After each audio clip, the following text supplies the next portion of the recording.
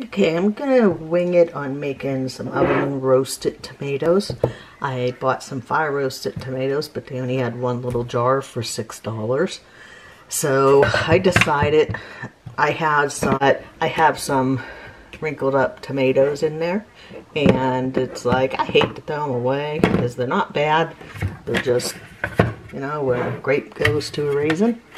So I got out my clothes and cut, and I'm gonna pour the tomatoes in there. And if you see them, yep. And then let's see how to do this, that you can see how I'm gonna close the lid and take my knife and just slice across.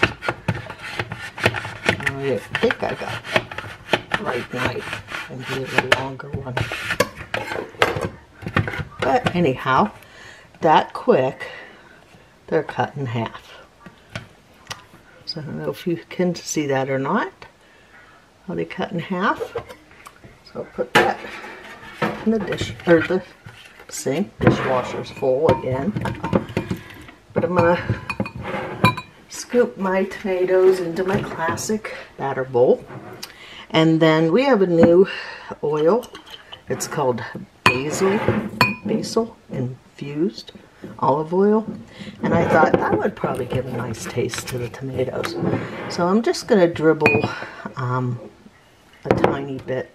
That might have been half a teaspoon or a teaspoon. Don't know. But I'm going to stir it onto my tomatoes. And then I have the mess catcher for the Deluxe Air Fryer, and that's what I'm going to do with the tomatoes, because they're going to get hot and roast. They have that oil on them, so they're going to make a mess. And I don't mind doing a few dishes. Actually, I hate dishes, but I, you know, want to save where I can for the mess. I really don't want the mess in my air fryer. So there's the tomatoes, and I'm going to put them on roast. Probably I'm going to try them 10 minutes, and I'll check them after 5 and see what they look like. Okay, I wanted to show you what I did with the air fryer. My camera's on the tripod, so it's teetering.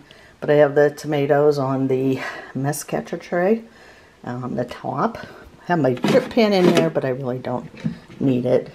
It's plugged in, and I am going to set it to roast. That takes it at 375. It's already at the 10 minutes, so I'm going to push the button. Here I could change and do more time if I wanted to, but I'm going to leave it at the 10 minutes. So I'll check in. It'll stop and beep, but halfway, and I'll check to see how they look. Okay, we are at the 5-minute mark, and getting out one of my silicone mitts to show you. Oh yeah, the tomatoes. And there's a lot of liquid in the bottom, but if you see, they're getting browned. So I'm going to let them go ahead and finish up the 5 minutes. And all I do is close the door of the air fryer. I don't know why it says 4, because whatever. But here is the $6.79, I believe, jar of sun-dried tomatoes that I'm going to use in a recipe later. And don't look real exciting to me, you know, but it's a lot of money for some tomatoes that I could probably throw in my quick cooker for 10 minutes. Okay, my timer's up on the air fryer for my tomatoes. I'm sorry this is tipping. Like I said, I have it on the tripod because I want to continue with other things, and it's a pain to get on and off. there we go. That was 10 minutes in the air fryer. And I think those look pretty oven roasted to me. I don't have a mess because I used the mess catcher tray. And I just want to show you. Well, these are said they're sun dried. I'll lay them like that. Maybe you can see it better. But if you're eating dinner, which one would you prefer with your meal? Just to say, you know, first time I've done this, hey, they may taste terrible. I'm not going to try now because tomatoes have a high sugar content and get hot fast. So I'll let you know as I continue with the recipe.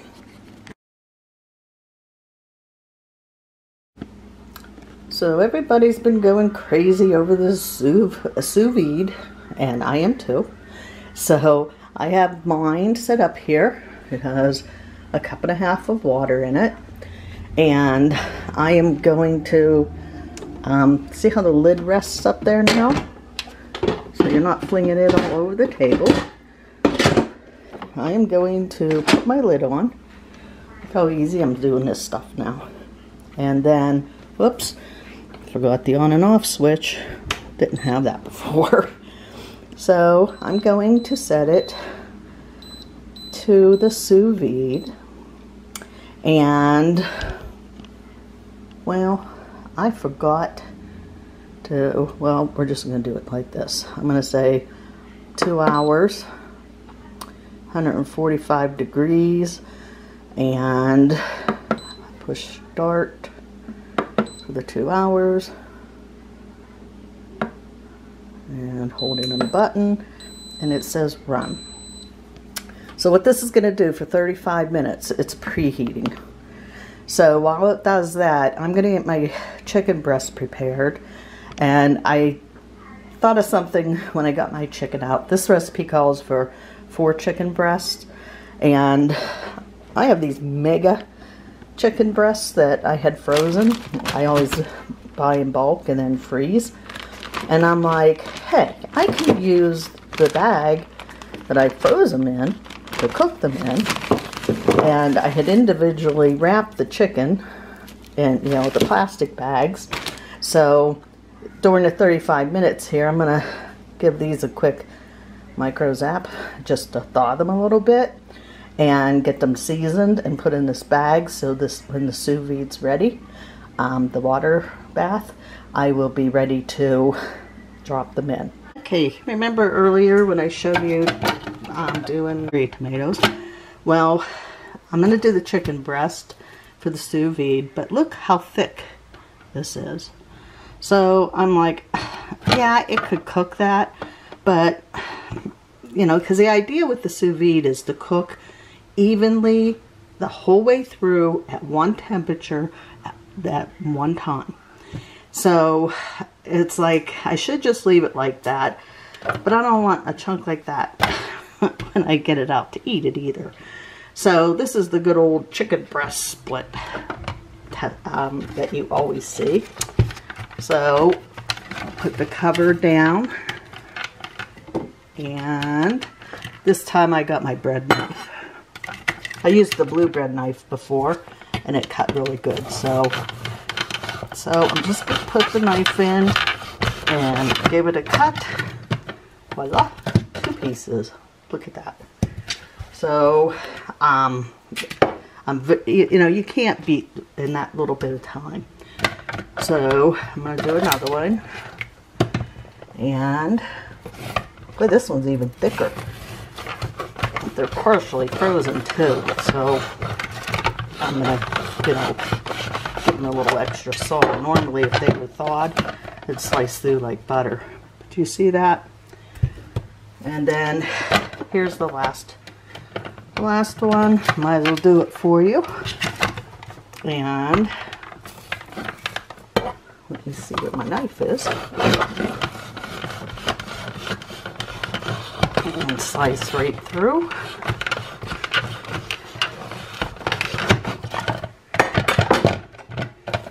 That one was really frozen. There we go. Now, I won't hand wash this before. This time it will go in the dishwasher because of touching the chicken. So, I showed you how to do that. Then I'm going to take a minute here, grab my other ingredients, and show you what I do next. Cherries on here, splitting them in half. Cherries, yeah. Okay, well, what the recipe calls for to season the chicken is a teaspoon of salt, a teaspoon of garlic powder, and I'm stuck on my garlic and herb.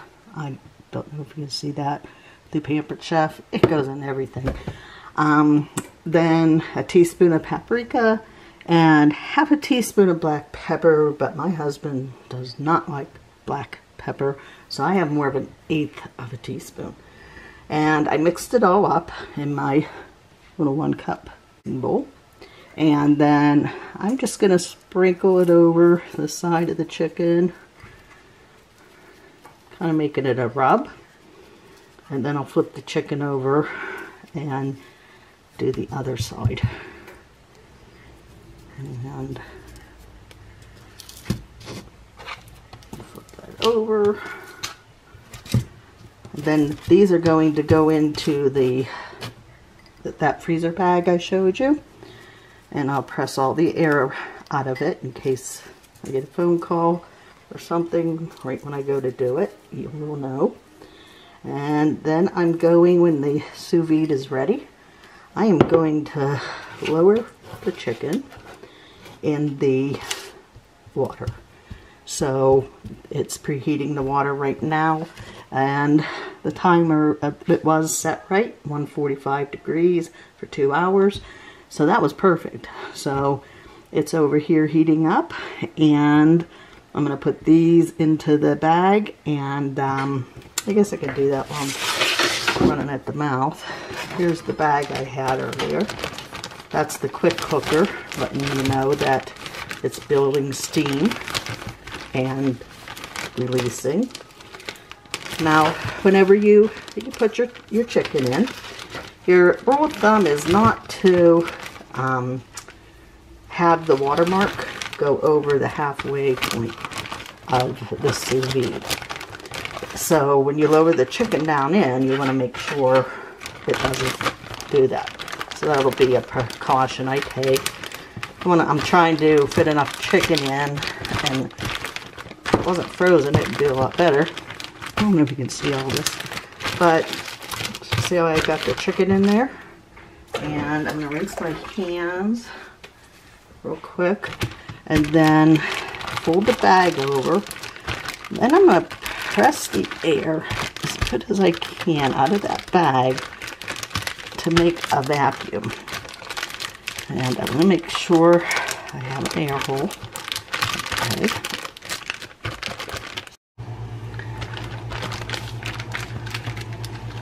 So if you see, I have vacuum sealed chicken here.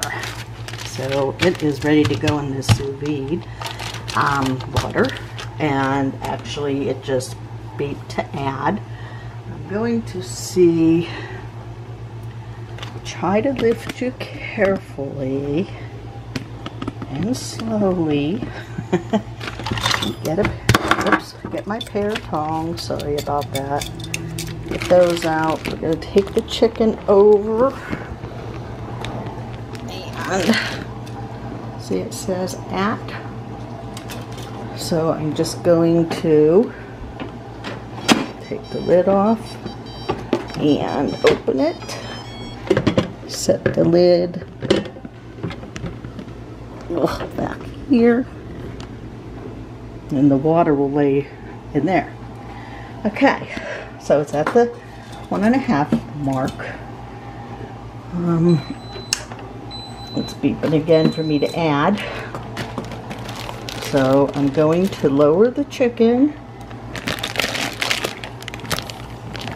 down in to the pot. And what I want to do is make sure it does not, the chicken all gets down in there, but we don't go over that max line right there. And that is perfect where I am. So make sure, like I said, all the chicken's there, the top of the bag's up, it's all in the water. So I'll switch hands here and take the lid and set it on.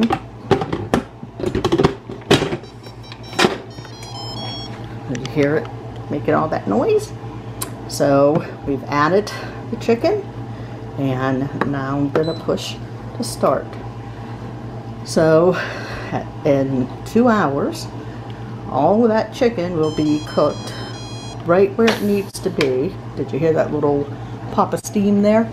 And when it comes to pressure, it just wants to do a slow heat up. Well, actually, it's already at 145 degrees, and it's going to hold the chicken there 2 hours till it completely cooks from tip to tip and inside, outside.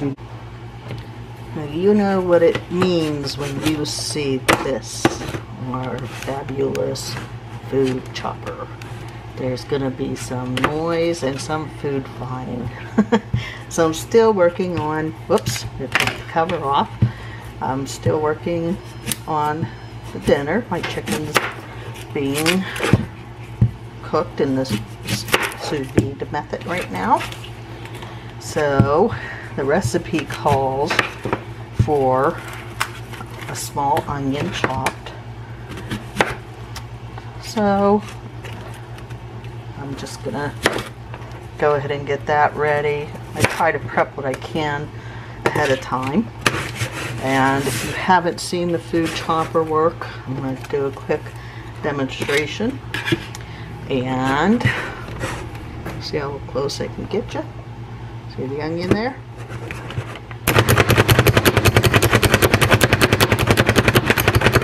That's how we get our aggressions out.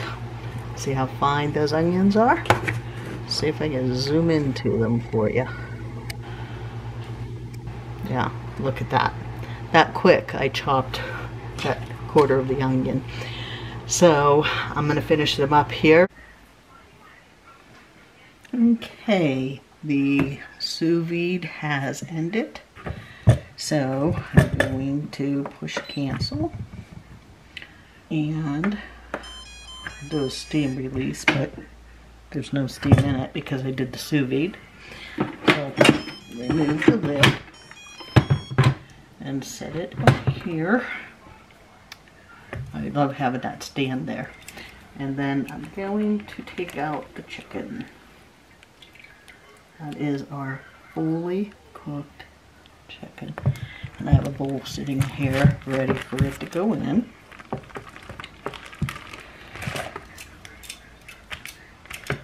So I'm going to take you and the chicken over to my cutting mat. Take a piece of chicken out. I'm not going to do these all. I have my oven, or my skillet over here. Get that. Fully cooked chicken. Is that nice? I mean, not real pretty right now, but I'm sure once I brown it. I just want to do a little test here where you can see. You cut a piece of the chicken, and look at that. That is perfectly cooked. Okay, I dried out my pot. I'm gonna set this to sear. Whoops, not sterilize. Sear. And I want it to sear for 3 minutes. Whoops. Let's see how it goes to high and medium. And I want to set it to medium and push the button.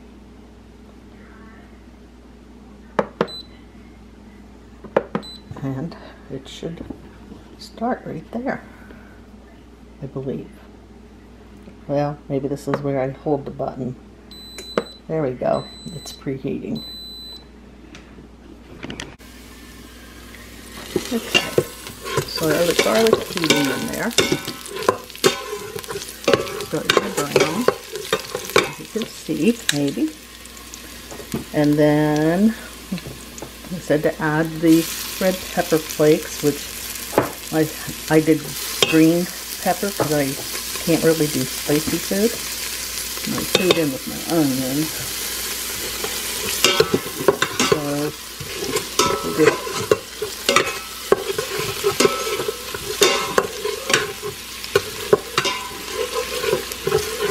I would say that garlic has begun to brown. And then add the onion and cook till softened. There goes the onion.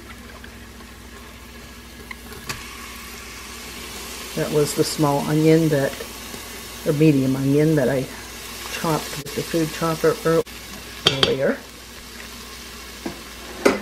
So that's in. I know that spoon was overkill, but this is going to be one of the discontinued stainless steel spoons. But for the multi-cooker, it's nice because the pot's so deep. I'll put the onion in there.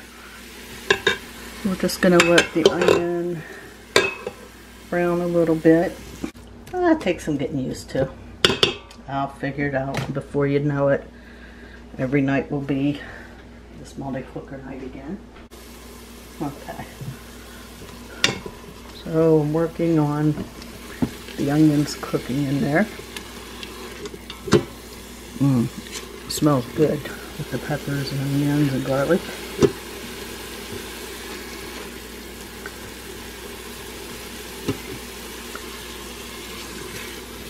So we're just going to do them on a medium sear.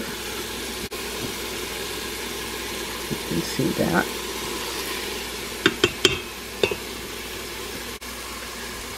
Okay, so my onions have seared, and I add the tomatoes and the reserved juice. Here's the juice that was left from the chicken. So I pour that in. And then I'm going to add, remember the tomatoes I did earlier in the multi-cooker? I'm going to add those. And then I have to open this. I want to show you how this works. So let me see. Okay, got you there. It isn't too dark. But this is our jar opener. And I'm at the age it comes in handy. You can mount it under the cabinet or keep it in a drawer. I keep it in a drawer. But I slide it on. And just like that. Open the jar. And it said not to drain it, so I won't drain it. So I'll set you back up here. And I'll dump those tomatoes in. Oh, sorry. Clunk bang, huh? Now the camera's gonna go in. Come on. I'm trying to do this and hold on to the camera so you get a view. Okay. Add the onion, add the tomatoes, and the reserved juice. And we're gonna simmer it till it's lightly reduced.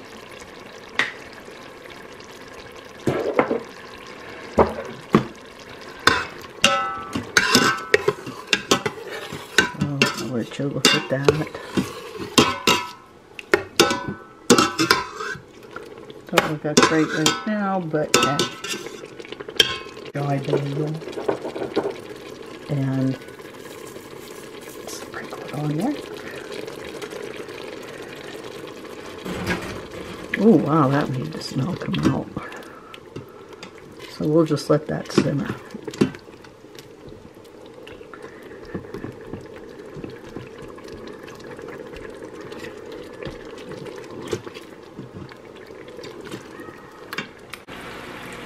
Okay, let me show you what's going on in here. It has reduced down, trying not to get the steam. So this is a 10-inch pan, and I use the basil infused oil. Pampered Chef has new, and I just put the 3 pieces in there. I saved 3 pieces for later this week, but I'll use it in another recipe. But I just want to get a nice sear on that. So nice and brown that looks. I think that's beautiful. Okay. And you scoop half of the tomatoes and the juice here out onto your plate. And some big scoop like that. On a serving plate.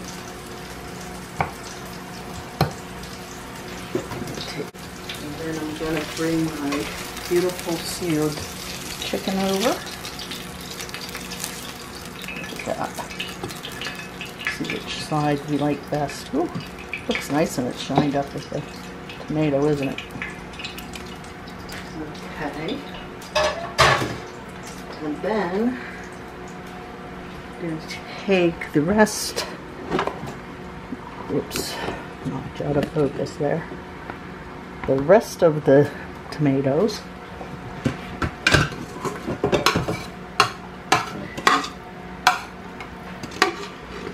And spoon it over the chicken.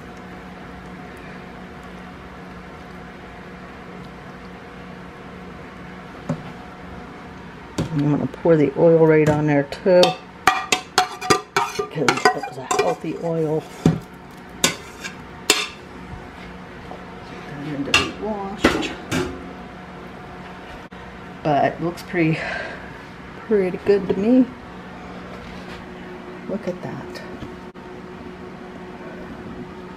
So I gotta sprinkle it with some Parmesan. Let me adjust you up there a little bit. But we have a new little grater for the Parmesan. Now it has a button on the back that you just click out, so you can set it like this, or you can click it and hold it like this. And it has a little cup that sits on here too, but I don't know what I did with it. So you'll just watch me do my fresh Parmesan. Can you see it? Over the chicken. My cat and my dog are going crazy. Perfect. So that is it. That is what dinner will be. And I hope it's a hit, because it was easy.